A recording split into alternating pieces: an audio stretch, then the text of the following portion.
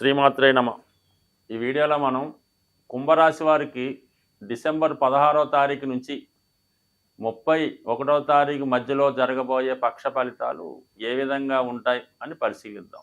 మరి ఈ రాశి వారికి ఈ పక్ష ప్రారంభంలోనే రవి లాభస్థానంలోకి సంచరించడం ప్రారంభం జరిగింది. అంటే ఇంచుమించుగా మీకు రవి 11వ స్థానంలో ఎవరి జన్మ జాతకంలో ఉన్న గోచారీత్యా రవి 11లో ఉన్న వారి యొక్క సమస్త దోషాలు పరిహారం అవడం జరుగుతూ ఉంటుందన్నమాట. అంటే మనకి గ్రహరాజు అయినటువంటి రవి ఎప్పుడైతే 11లోకి వచ్చాడో ఇంచుమించుగా మిగతా గ్రహాలన్నీ కూడా అనుకూలమైన ఫలితాలు 100% జాతకుడికి ఇవ్వవలసి ఉంటుంది. అయితే ఒక రాహు కేతు మాత్రం మన యొక్క రవి యొక్క మాట వినే స్థితిలో అవి ఉండవు. అవి వేరే విధంగా వాక్ చేస్తుంటాయి. కాబట్టి మిగతా గ్రహాల అనుకూల స్థితి వల్ల జాతకుడు ప్రస్తుతం ఉన్న సమస్యల నుంచి 100% బయటపడతాడు. ముఖ్యంగా ఏంటంటే ఏవైనా కోర్టు సమస్యలు ఉన్నా, లేదంటే ఏదన్నా రైట్స్ లాంటి సేల్ ట్యాక్స్, ఈడీ, ప్రభుత్వ సంబంధించినటువంటి పెద్ద పెద్ద సంస్థల ద్వారా ఉన్నటువంటి చికాకులు ఏమైనా ఉంటే అవి మీకు అనుకూలంగా మారి ప్రభుత్వ సంస్థలు మీకు అనుకూలంగా రావడం జరుగుతుంది. అంటే ఎటువంటి కేసులైనా మీకు బయటపడతారు.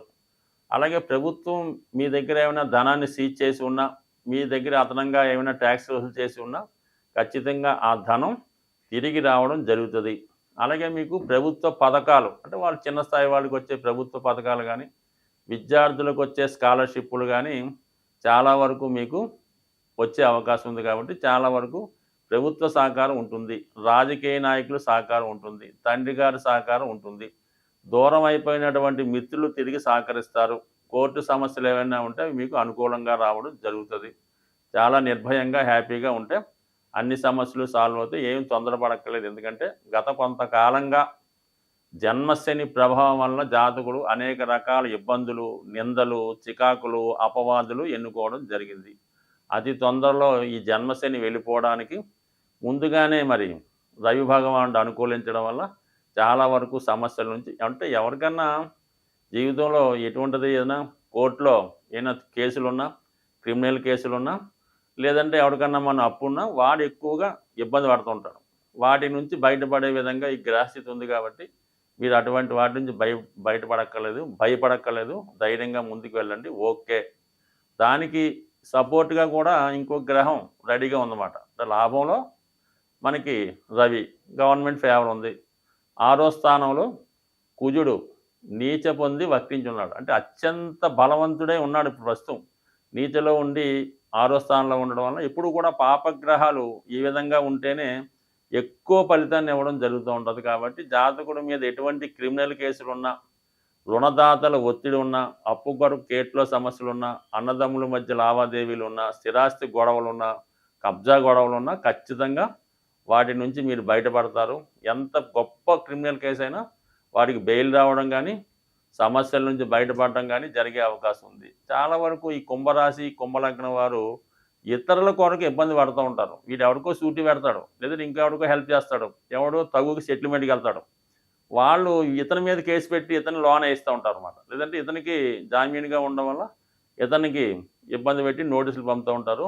ఎందుకంటే వీడు తన యొక్క సొంత డబ్బులతో ఆ బాకీ తీర్చడానికి ప్రయత్నం చేస్తాడు. కాబట్టి అసలు వదిలేసి ఇలాంటి వాళ్ళని పట్టుకుంటారు అన్నమాట. వీడు ఏం చేస్తాడంటే వీడు మిగతా భార్య బిడ్డల్ని, బంధువుల్ని ఇబ్బంది పెట్టి ఆ ధనమంతా కట్టి మిగతా వాళ్ళకి అన్యాయం చేస్తుంటాడు. అందువలన ఏంటంటే మరి ఇటువంటి వాటి నుంచి బయటపడే అవకాశం ఉంది. ఇది రాబోయే 30 రోజుల్లో కానీ 80 రోజుల్లో కానీ జరిగే అవకాశం ఉంది. కాబట్టి ఇక మొత్తం మీద ఈ రాశి వారు క్లియర్ అయినట్టే. ఇక మిగతా గ్రహాల పరిస్థితి మనం గమనిస్తే యాస్టీజ్గా మరి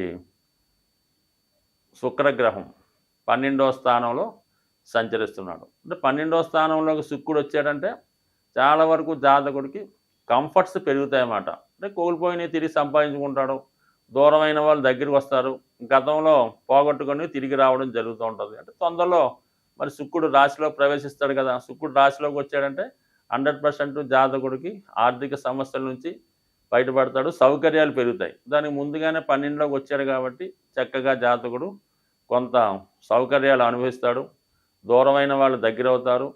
తన యొక్క హ్యాపీగా సంతోషంగా కాలం గడపడానికి ఈ గ్రహస్థితి అనుకూలిస్తుంది. సో ఏదైనా మరి కుంభరాశి వారికి అతి త్వరలో ఎంత గొప్ప సమస్య అయినా దాని నుంచి బయటపడి అదృష్టవంతుడిగా మారే అవకాశం ఉంది. దానికి 2 నెలలు పట్టొచ్చు, 3 నెలలు పట్టొచ్చు, కానీ బయటపడడం అన్నది 100% షూర్. 2024 సంవత్సరం చివరి పక్షంలోకి రావడం జరిగింది. మొత్తం మీద ఆడుతూ పాడుతూ ఈ సంవత్సరం అంతా గడిచిపోవడం జరిగింది. మరి 2024 న్యూమరాలజీ ప్రకారం 8వ సంఖ్య రావడం వల్ల ఈ సంవత్సరం ఎవరైతే బాగా హార్డ్ వర్క్ చేసి కష్టపడ్డారో వాళ్ళు పైకి రావడం జరిగింది. ఎవరైతే చాలా హ్యాపీగా జీవితాన్ని జాలీగా గడుపుతూ ఉన్నవాళ్ళు మాత్రం ఖచ్చితంగా ఇబ్బంది పడడం, నష్టపోవడం జరిగింది. రాబోయే 2025 సంవత్సరం మొత్తం టోటల్గా 9 రావడం వలన గత సంవత్సర కాలంగా ఆగిపోయినటువంటి రియల్ ఎస్టేట్ వ్యాపారం తిరిగి పుంజుకోవడం జరిగింది. సాధారణంగా మరి ప్రజలంతా కూడా చాలా విలాసంగా హ్యాపీగా ఉండాలంటే రియల్ ఎస్టేట్ బాగున్నప్పుడు ఏంటంటే మనీ రొటేషన్ పెరిగి చాలా సపోర్ట్గా ఉంటుందన్నమాట. మరి అటువంటి రియల్ ఎస్టేట్ పెరగడం 2025 కాబట్టి చాలా వరకు ఈ సంవత్సరంలో నష్టపోయిన వారు రాబోయే సంవత్సరంలో తిరిగి దానికి 10 పొందే విధంగా మరి రాబోయే నూతన సంవత్సరం చెప్తుంది. మరి ఈ సంవత్సరంలో మన యొక్క గ్రహస్థితి నుంచి గ్రహాలు పెట్టినటువంటి ఇబ్బందుల నుంచి కష్ట నష్టాలని తప్పుకునే విధంగా భగవంతుడు 2 అపూర్వమైన అవకాశాలు ఈ పక్షంలో సంవత్సర చివరిలో ఇవ్వడం జరిగింది. అందులో వెరీ ఇంపార్టెంట్గా డిసెంబర్ 28వ తారీఖున వస్తున్నటువంటి శని త్రయోదశి. ఆ శని త్రయోదశి నాడు ఎవరన్నా చేసుకోవచ్చు. బ్రహ్మాండంగా శివాలయానికి వెళ్ళి శివాలయంలో ఉన్నటువంటి నవగ్రహాల్ని విధి విధానంగా పూజించి అభిషేకించి శనితో పాటు మిగతా గ్రహాలని కూడా విధి విధానంగా పూజించేసిన తర్వాత అదే దేవాలయంలో ఉన్నటువంటి శివుడిని కూడా ఏదో విధంగా మీకు అర్హత, ధనం దీన్ని బట్టి అభిషేకం కూడా చేయించుకొని అక్కడ ఉన్నటువంటి పూజారులకి వాళ్ళకి ఎంతో కొంత సంతోషంగా మీ యొక్క సహకారం అందించి దేవాలయానికి కూడా ఎంతో కొంత దేవాలయ నిర్వహణ కొరకు కొంత ధనాన్ని ఇచ్చి చక్కగా ఇంటికి వచ్చి ఆ రోజు చాలా నిష్టగా నియమంగా ఉండాలి. ఆయిల్తో చేసిన పదార్థాలు ఏవి తినకూడదు. ఇంకా దాన్ని బట్టి ఇంకా మిగతా గిన్వి తినకూడదు అన్నది అర్థమై ఉంటుంది.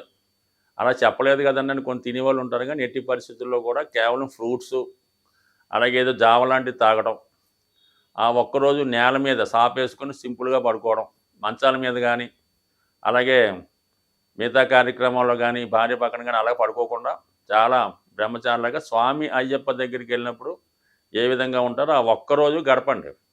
ఆదివారం పొద్దున్నే చక్కగా లేచి స్నానం చేసి సూర్య నమస్కారం చేసుకొని ఆదివారం కూడా మీరు నియమంగా ఉండాలి. అంటే కొంత పర్వాలేదు, కానీ మందు గింజ అలాంటివి తాగకుండా ఆదివారం కూడా నియమంగా ఉంటే మరి అదే రోజు మాస శివరాత్రి కూడా వస్తుంది 29వ తారీఖు కాబట్టి ఆ రోజు శివుడికి అభిషేకం చేసుకోవడం వల్ల అంటే మొత్తం మీద ఏంటంటే 28, 29 ఈ 2 రోజులు కూడా ప్రత్యేకంగా శని భగవానుడికి, శివుడికి, భగవంతుడికి అర్పించి వీలైతే ఆ 2 రోజులు చాలా నిడారంభరంగా వేరే పని లేకపోయినా పడదు, కానీ అది చేసుకుంటే ఖచ్చితంగా ఈ సంవత్సరం మీ యొక్క దురదృష్టంతో పోయి వచ్చే సంవత్సరం ఆనందంగా హ్యాపీగా ఉంటారని ఆశిస్తూ హ్యాపీ న్యూ ఇయర్ అనుకుందాం. 2029లో తిరిగి మళ్ళీ కలుసుకుందాం. స్వస్తి.